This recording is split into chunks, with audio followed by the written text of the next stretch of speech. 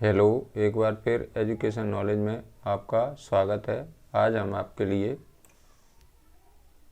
NAS आप देख सकते हैं। NAS जो मॉक टेस्ट हुआ था आपका सेकंड, उसका सॉल्यूशन आपके लिए लेकर आए।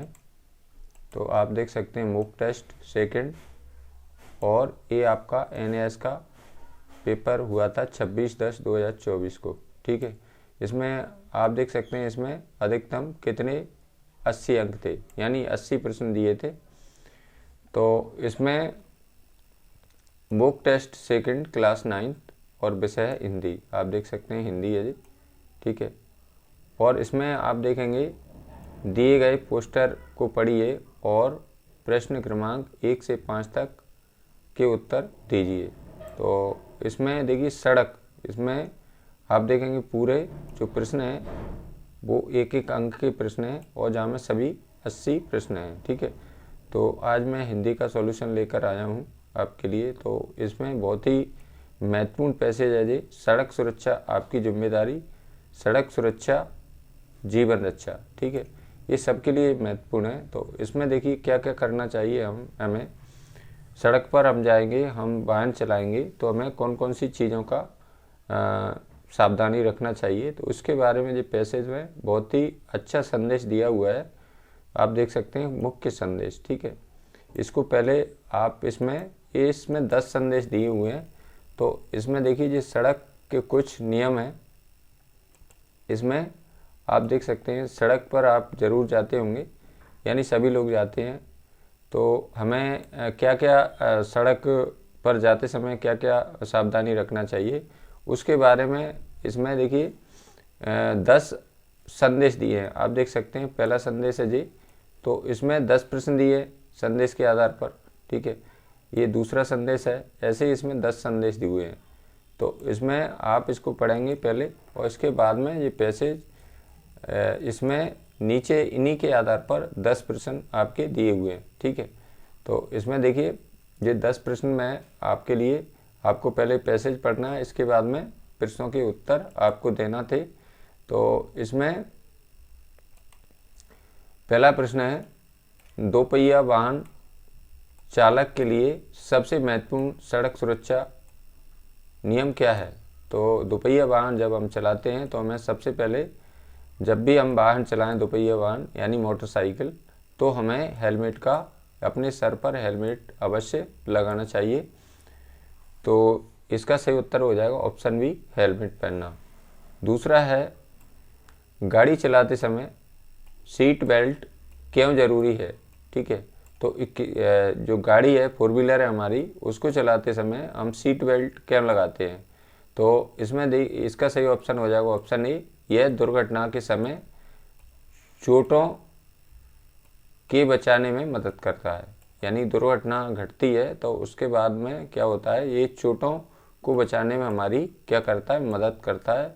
इसलिए जब 4 व्हीलर में हम बैठते हैं तो उसमें सभी को सीट बेल्ट लगाना चाहिए।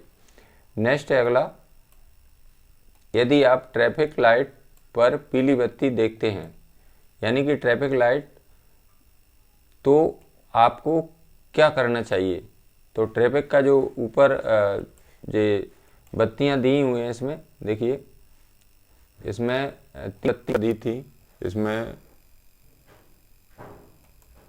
एक तो है रेड, ठीक है, वो बीच की है पीली और हरी।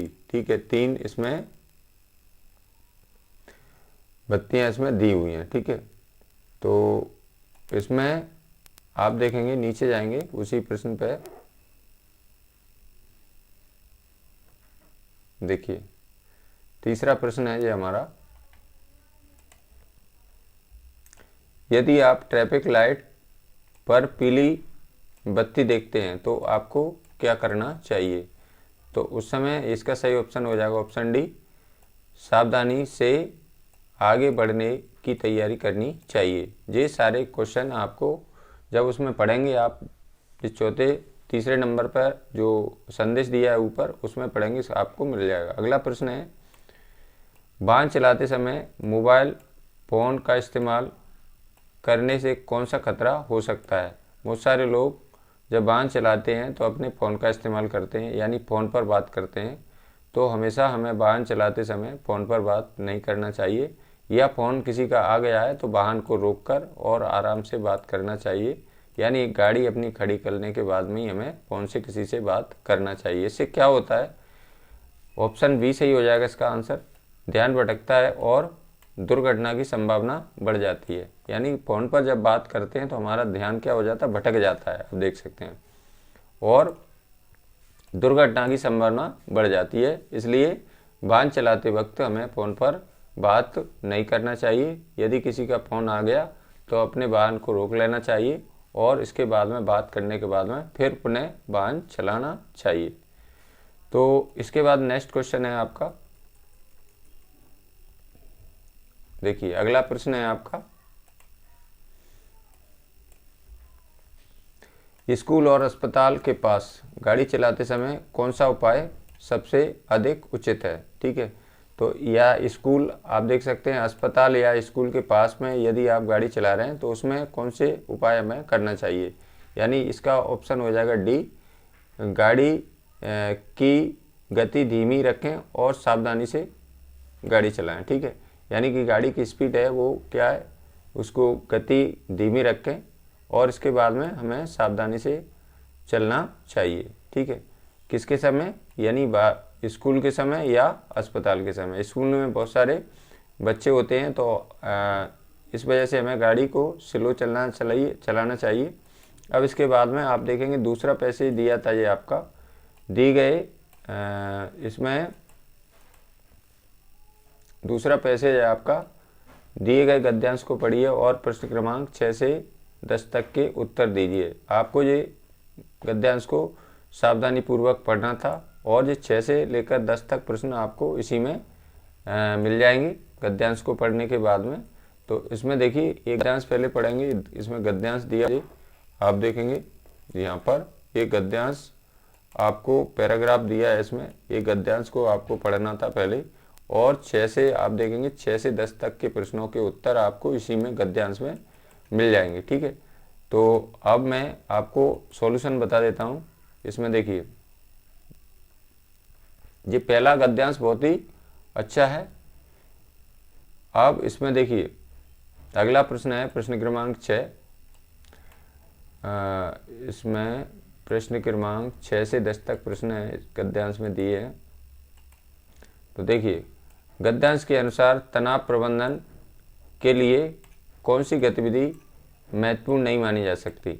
तो इसमें क्या नहीं मानी जा सकती, यानी तनाव दूर करने के लिए क्या क्या 3 सावधानियां हैं। एक तो गहरी सांस लेना और योग करना और संगीत सुनना। यानी जब हम तनाव में होते हैं तो हमें क्या क्या करना चाहिए, योग कर लेना चाहिए, गहरी सांस लेना चाहिए और संगीत सुनना चाहिए। और इसमें पूछा गया है कौन सी गतिविधि नहीं मानी गई है। ठीक है, तो क्या नहीं मानी गई, अधिक काम करना। ठीक है, तो इसका उत्तर हो जाएगा आपका ऑप्शन डी,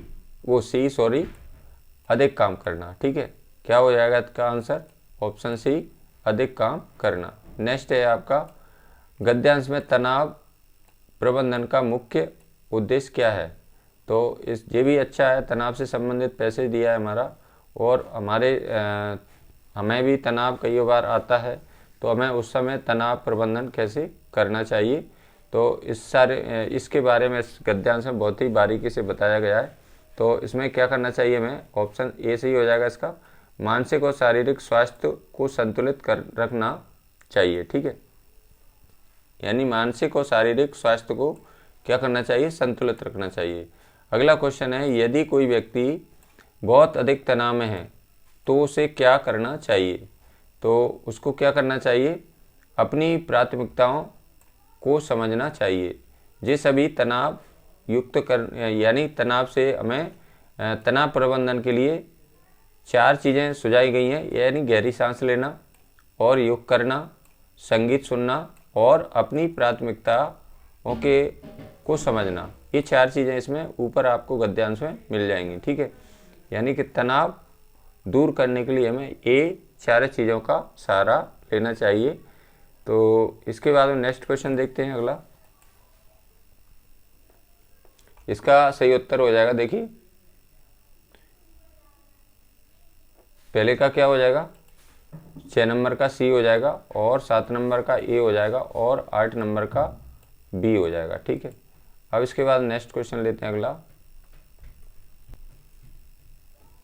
अगला प्रश्न देखिए, ये पैसेज बहुत अच्छा पैसेज है। प्रश्न क्रमांक 9, गद्यांश के अनुसार तनाव प्रबंधन का एक अप्रत्यक्ष लाभ क्या हो सकता है? तो इसका सही उत्तर हो जाएगा, व्यक्ति अपनी जीवन की गुणवत्ता सुधार सकेगा। ये सारे प्रश्न आपको, ये पैसेज जब पढ़ेंगे आप सारे मिल जाएंगे। अगला क्वेश्चन है प्रश्न क्रमांक 10, गद्यांश का मुख्य उद्देश्य क्या है, मुख्य संदेश क्या है? संदेश क्या है? तनाव, ऑप्शन डी सही हो जाएगा, तनाव प्रबंधन से जीवन की गुणवत्ता को बढ़ाना। ठीक है, यानी तनाव प्रबंधन से क्या करना है, जीवन की गुणवत्ता को बढ़ाना। अब इसके बाद में नेक्स्ट क्वेश्चन था आपका, अगला प्रश्न आप देखेंगे, ये आपका अगला पैसेज दिया है, तो आप देखेंगे इस पैसेज में से पढ़ के आपको इन प्रश्नों के उत्तर, यानी कि 11 से लेकर 15 तक प्रश्न इस पैसेज में आपके दिए गए हैं। तो इस पैसेज को पढ़ेंगे तो सारे प्रश्न आपको इसी पैसेज में मिल जाएंगे। तो आपको पैसेज को ध्यान से पढ़ना है। और अब देखिए, मैं उत्तर आपको बता देता हूँ। प्रश्न क्रमांक कितने मिलेंगे आपको, यानी कि प्रश्न क्रमांक 11 से 15 तक प्रश्न इसमें, ये पैसेज में आपको मिलने वाले हैं, इसमें आप देखेंगे। तो हम देखते हैं, अगला प्रश्न लेते हैं। देखिए,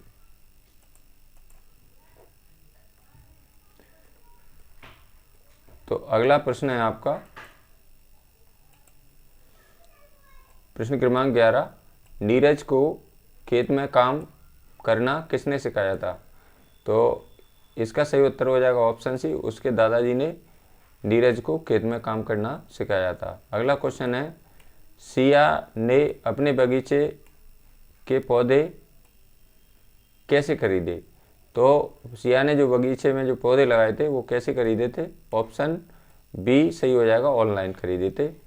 अगला क्वेश्चन है, गद्यांश के अनुसार नीरज और सिया के अनुभवों में मुख्य अंतर क्या था?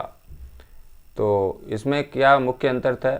नीरज खेत में काम करता था जबकि सिया अपने बगीचे में काम करती थी, यही अंतर था इसमें।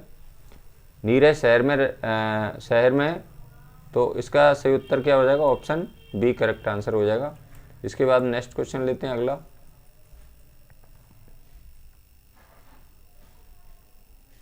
अगला प्रश्न देखिए, यदि सिया को अपने पौधे के लिए अधिक जगह चाहिए तो वह क्या कर सकती है? तो इसका सही उत्तर हो जाएगा ऑप्शन डी, अपने घर के आंगन में बगीचा बना सकती है। नेक्स्ट है आपका, गद्यांश का मुख्य उद्देश्य क्या है? तो इसका सही उत्तर हो जाएगा ऑप्शन सी, यह दिखाना कि भले ही स्थान अलग अलग हों, प्रकृति से जुड़ाव का आनंद सभी ले सकते हैं। यानी कि अलग अलग जगह स्थान पर भले ही रह रहे हों, लेकिन प्रकृति से जुड़ाव का आनंद सभी ले सकते हैं। और उसके बाद में नेक्स्ट आपका पैसेज आ जाता, यानी कि ये चौथा पैसेज है आपका।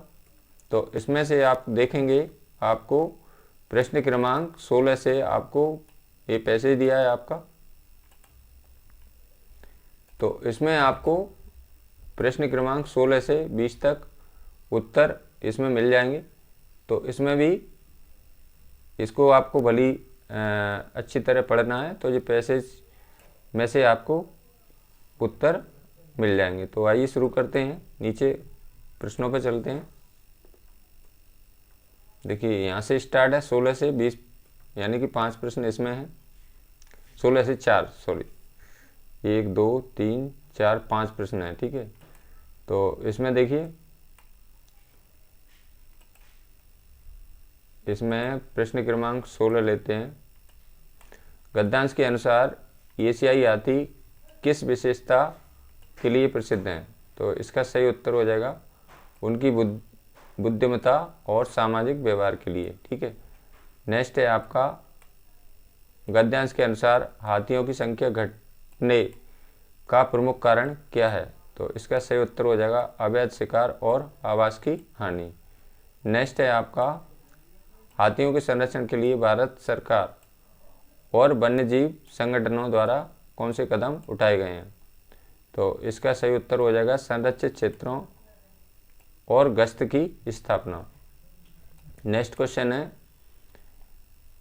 गद्यांश मुख्यतः किस बारे में जानकारी देता है? तो इसका सही उत्तर हो जाएगा हाथियों के संकट और संरक्षण के प्रयास के बारे में। Option A correct answer. इसके बाद आपका लास्ट है क्वेश्चन, इसमें क्वेश्चन नंबर 20, गद्यांश के अनुसार हाथियों के भविष्य के प्रति आशावान होने का मुख्य कारण क्या है? तो इसका सही उत्तर हो जाएगा सरकार और संगठनों द्वारा किए गए संरक्षण प्रयास। तो ये थे आपके 20 प्रश्न हिंदी वाले। और सामाजिक विज्ञान भी वीडियो भी मेरे चैनल पर उपलब्ध है NAS की, तो वहाँ से आप सामाजिक विज्ञान की वीडियो भी मेरे चैनल पर जाकर देख सकते हैं। यदि यह वीडियो आपको अच्छी लगी हो तो लाइक करें, अपने मित्रों के साथ शेयर करें। यदि आप मेरे चैनल को पहली बार देख रहे हैं तो प्लीज़ चैनल को सब्सक्राइब जरूर करें। धन्यवाद।